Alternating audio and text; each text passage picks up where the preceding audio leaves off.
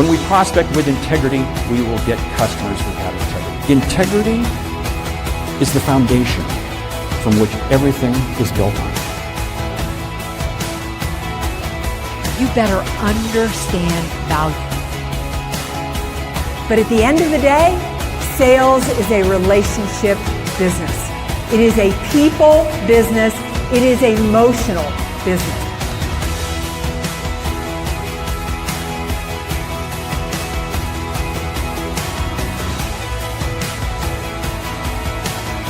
This is Sales Logic. This is Sales Logic, the show where we dive into the strategies, discuss everything that you need to know to sell more effectively as we get ready to close out 2025. How you doing today, Mark? I'm doing great. And you know what? We got a great topic, great show. And you're right, we are blitzing down to the end of the year. The topic we're talking about today, selling across cultures. Does being different help or hurt your sales? Ooh, this is going to be an interesting one. And the lightning round, top 10 ways to build trust with your customers. So let's jump right into it. Hey, selling across cultures. What's your perspective? Yeah, I think it can do both. I think it can help, and I think it can hinder your sales. And I think that really is you as a sales professional. It's really up to you. I think this is such an important topic, and one I was actually doing a little bit of research on before we dove into the topic. I actually wrote a course for LinkedIn Learning on selling across cultures, around diversity, equity, and inclusion.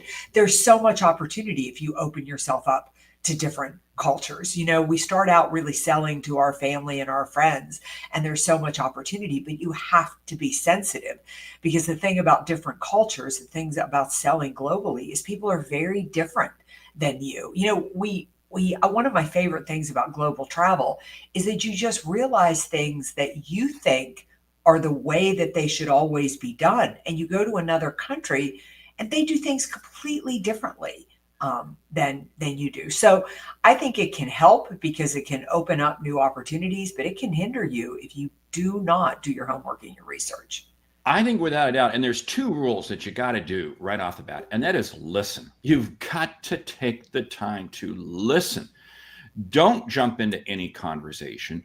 You listen, and to help your listening, you've got to have really good eye contact. This is especially true with people who have an accent. Maybe English is their second language, or maybe you're trying to speak in another language yourself, and so forth.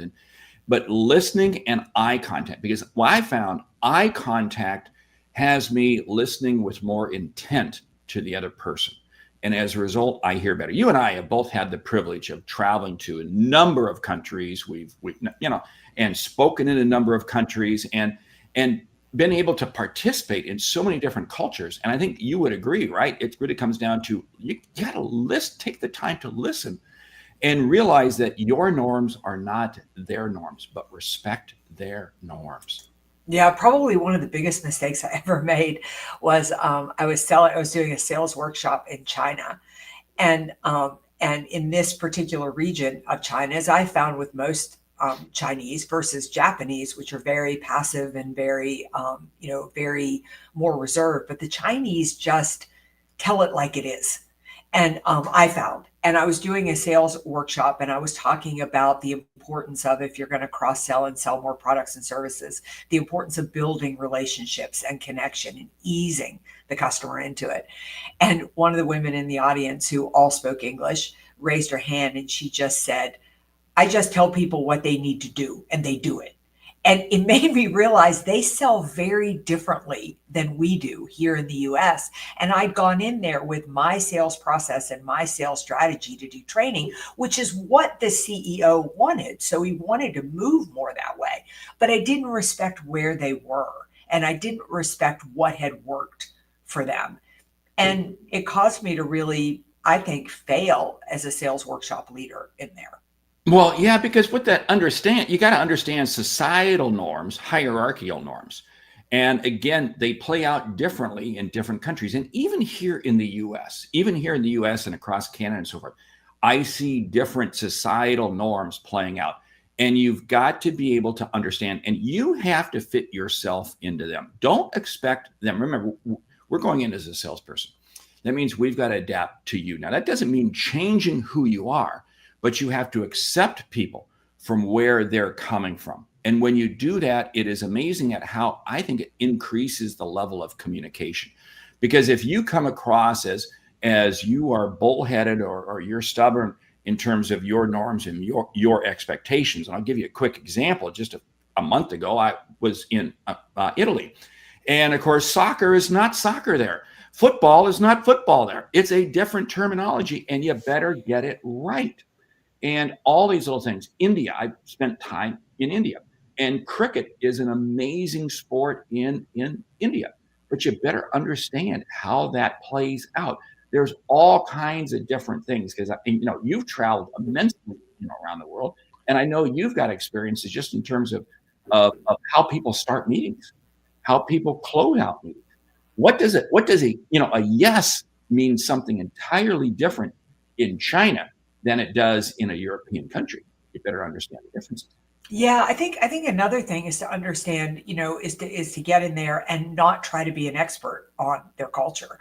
I mean, one of the things that I've learned in the work that I do is to really say, look, I've done my research, I've done my homework. I'm really going to do the best I can do here to really connect. But understanding that you don't live there, you don't live in their world, you don't know what is important. So, and I think you want to have confidence in the fact that you've done your homework and you've done your research. At the same time, you want to be respectful of the fact that everything that you've learned may not be accurate or correct. We're putting this on a global context, but you got to realize that this happens here in the US because, again, it may be your local favorite professional team. It may be the college, it may be, and you got to be careful that you don't make a comment regarding something that suddenly upsets something. Now, again, you'd like to think everybody's professional, but again, you got to be very careful. I'll never forget, I walked into an engagement. This was in Ohio, and the Ohio State University was going through a little bit of a challenge with a few of their coaches. And I made a comment, and the gentleman I was speaking to immediately perceived that I saw the challenge.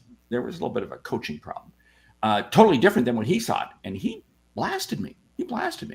And you're right. I was a little biased because I saw it from one angle and he saw it from another. Got to be careful. You got to be absolutely careful until you understand where people are coming from.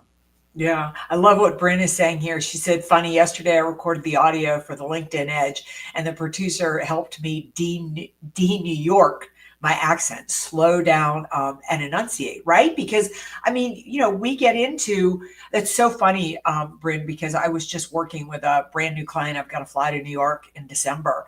And oh my God, I mean, I think like I move like wildfire. Everything is so fast with them.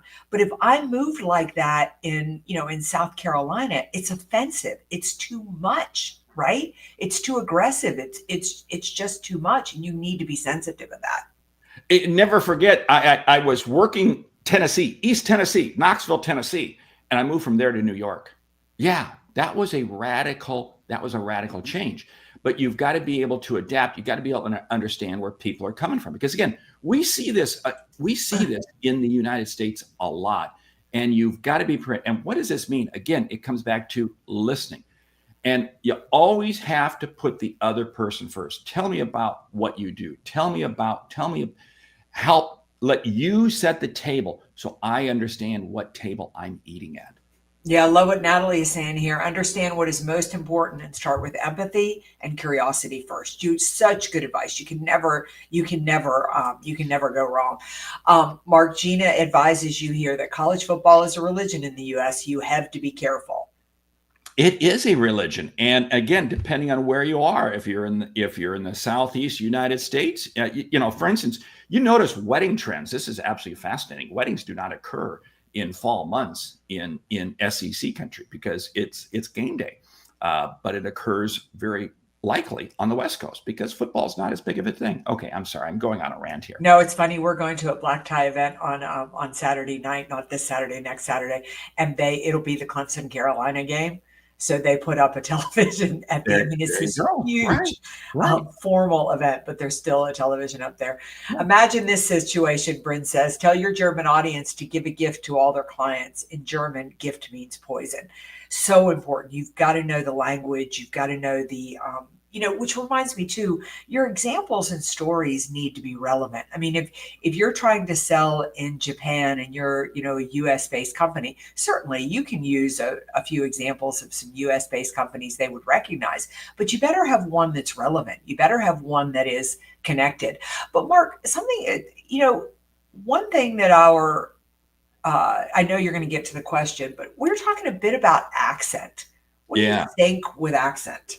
Well, this is where it comes back to what I started off at the beginning in terms of the real need that you've got to listen, because again, accents are very normal. Everybody has an accent. You don't realize that. The question comes from Spotify. Hey, if you're checking us out on Spotify, make sure that you know that you can leave us a question.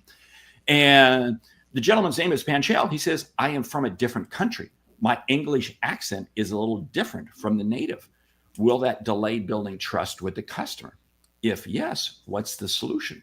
And I come back to, don't run from your accent. Yeah, you can try to slow it down a little bit. In other words, this is the speed. This comes back to what Bryn was talking about earlier, and you were talking about, slow it down. But it comes back to really having eye contact and making sure that you are enunciating your words and avoiding the use of slang. This is what I've found when I go to other countries. We in the US, we speak with a lot of slang. We don't realize it. And we got to make sure, just like you said, gift, poison in Germany, you got to make sure that words have different meanings. So take your time to understand your language, but don't run from your accent. Just realize that you may have to slow it down a little bit, articulate your words, and be careful on slang. Yeah, and I think it is fair to say at the beginning your accent will be a hindrance, right? It's I think like a salesperson calls me from India and I have to pay a lot more attention, right? It's not as easy. I've got a very big client in Spain, and it takes a lot. In fact, when I work with them, most of their team is international, and so I deal with quite a few accents, and it's more difficult. It's more difficult for me. So I think those things are really important. And I think, it may not be politically correct, but it is a bit of hindrance on the front end. Doesn't mean you can't get past it. It doesn't mean you can't move forward through it. But I think probably one of the most powerful things that Bryn said was the importance of enunciating. I can't tell you how many times a vendor will call me from another country, and I could understand them if they would slow down and enunciate, but they're moving so fast. I can't, it's really taking me. And then I'm focusing so hard on understanding. I'm not really focusing on listening to the value. This is so true, slowing down, because we have to realize that when somebody is speaking to you, and we'll use the example, if I'm French and I'm speaking to you in English, what I am doing is my brain is thinking in French. I'm translating it to English, speaking, and then you are translating in English, and I'm having to translate my brain back to French. Right. In other words, I'm going through this translation process in my brain, and the same thing happens with accents. And this is why you've got to slow down, because again, we've all seen cultures. For instance, New York. I used to live and work the streets of New York, selling in New York, and it is a rapid pace clip. And you got to realize not every part of the country speaks at that word per minute. Yeah, very, very, very true. I also think you need to pay attention to what the culture of the client and how they like the sales call to go.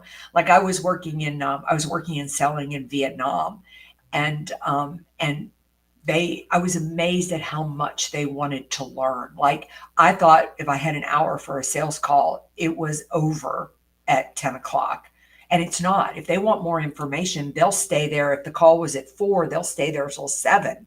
They want the information. They want to learn. They're very, very interested. Versus this client I've got in Spain, when I first started selling to them, we never started before 10 o'clock in the morning.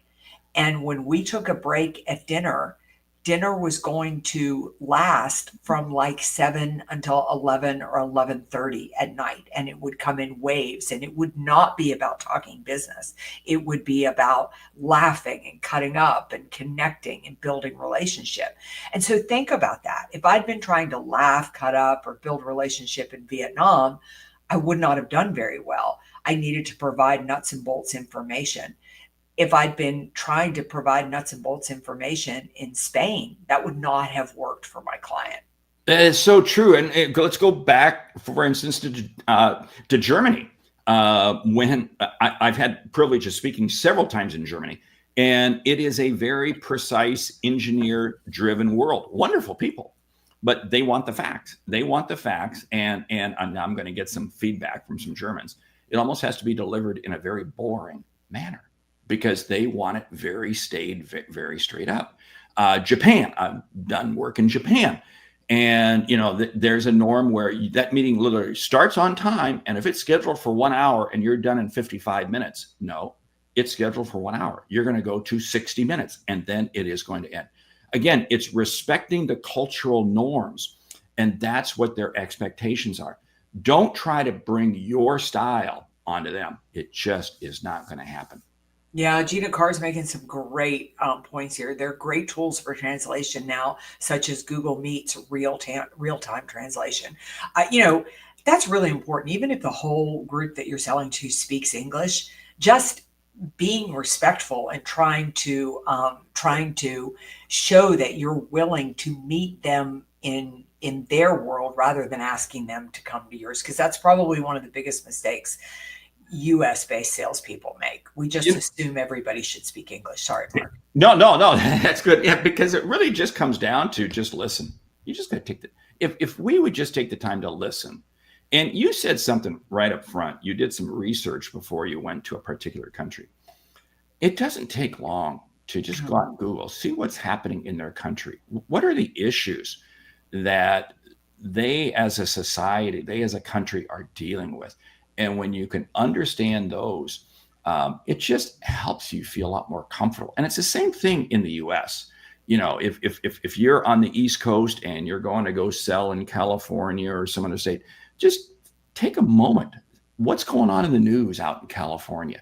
Be abreast of it. What's happening out there? Same thing if you're in California and you're going to go sell in, we'll say, Georgia. Do the same thing. Yeah, absolutely. I love this, Bryn. I'm a graduate of Penn State, but Saturday at the Rutgers Penn State game, her brother's wedding is next Saturday.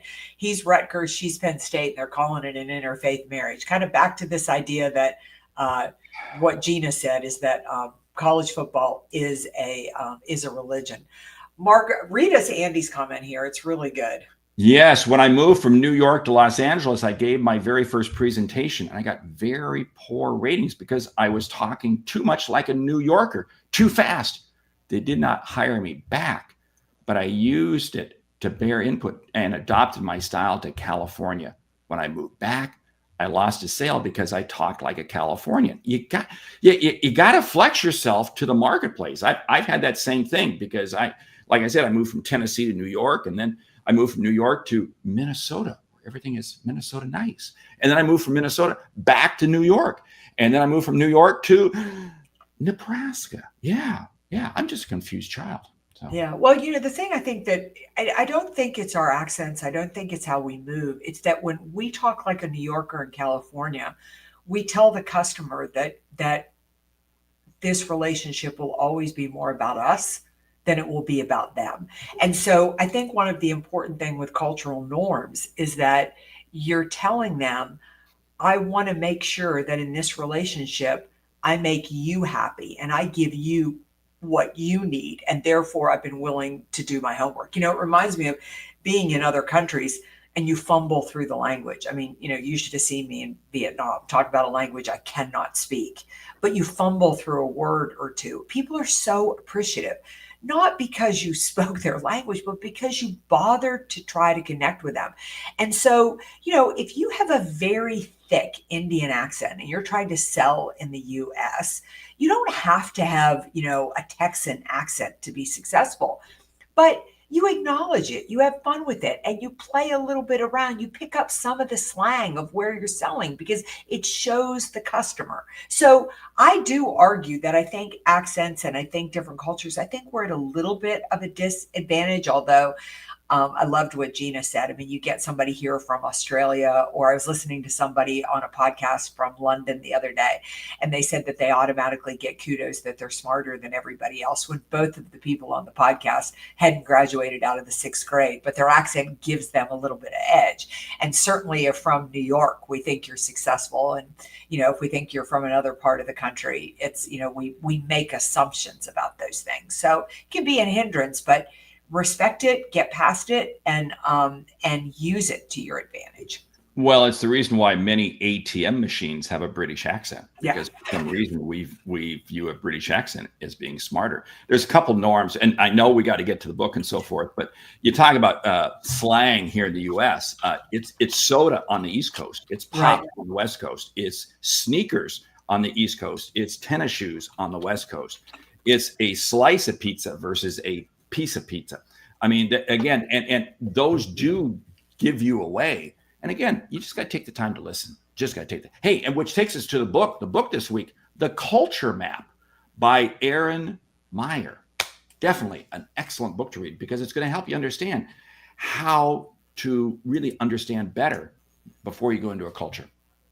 Absolutely. Absolutely. Mark, I also wanted to, you and I were talking about a book that we read, and I both read it and listened to it, but Rory Vaden's Wealthy and Well Known, he's now offering that free.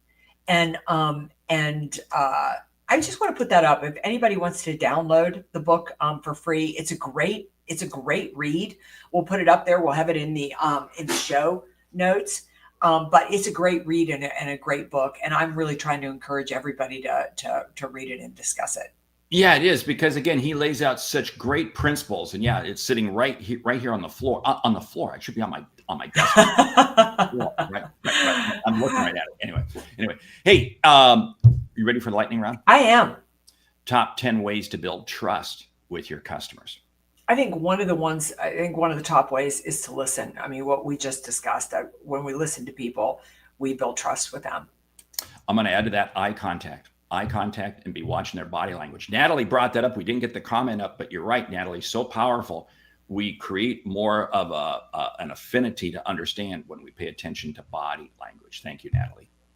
Number 3, do what you say you're going to do. And if you can't do it, tell me immediately you can't do it.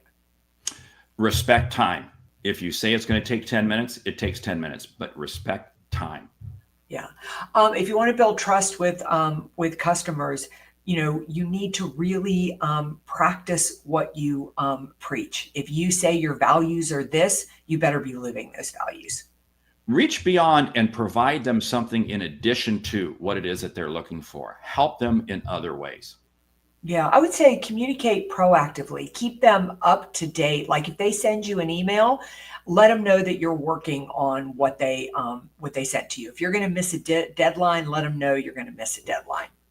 Own any problem. Even if the problem, you had nothing to do with it, own it. Don't pass blame. Take responsibility and deal with it. Yeah, personalize everything. Really make everything that you're doing. Don't send them generic emails or generic videos. Make sure that you're understanding them and putting them first. It is their agenda, not your agenda. Yeah, I'm going to add to that you really need to think about the long-term relationship with them rather than the short term. Sometimes you need to refer them to somebody else, or you're selling them a product isn't the right thing. Don't use them in that fashion. And number 10, compliment them on things outside of what it is that you're selling them or what you are doing for them. This demonstrates that you're paying attention to them and you really understand. Hey, with that, we want to say thank you for listening to Sales Logic this week. If you like what you hear, subscribe, rate, and review the show on your favorite podcast app. Something we've said has earned you a single dollar. Consider telling a friend about our show, because it's how we grow when we help you grow. I'm Mark Hunter. And I'm Meridith Elliott Powell. Remember, when you sell with confidence and integrity, all of this uncertainty suddenly becomes your competitive advantage. And the sale becomes logical. And hey, I'm going to add real quick, if you're having a sales kickoff meeting, reach out to Meridith or myself or both of us. We'd Yes. love to participate. Love to be part of your sales kickoff meetings for the new year. Yeah, we got some great new material and would love to help you make 2026 your best year on record. All right. I hope you all have an amazing week. Join us right back here Saturday morning, 8 a.m. Eastern, for another episode of Sales Logic. Thanks to our fantastic audience as well. Go close a deal.